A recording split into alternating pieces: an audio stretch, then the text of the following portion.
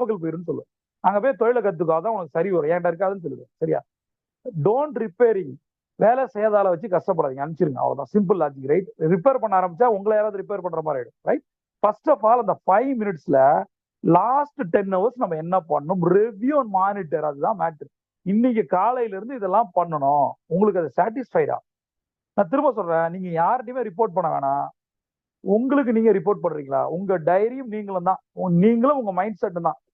இந்த ரியல் சோல்மேட்டை நீங்க ஷேர் பண்றீங்களா? நிறைய நேரம் நம்மள்ட்ட நம்ம பேசுறதே இல்லை. அப்படி பேசுறத நெகட்டிவா பேசுவோம். அங்கதான் பெரிய பிரச்சனையே ஸ்டார்ட் ஆகுது. முதல்ல நமக்குள்ள நம்ம பாசிட்டிவா பேச கத்துக்கணும். உலகமே எதிர்த்தாலும் உங்களை வந்து என்ன வேணா பண்ண ரெடியா இருந்தாலும் நீங்க எவனை பத்தியும் கவலைப்படாதீங்க. ஒருத்தனும் உங்களை ஒரு தொட கூட முடியாது.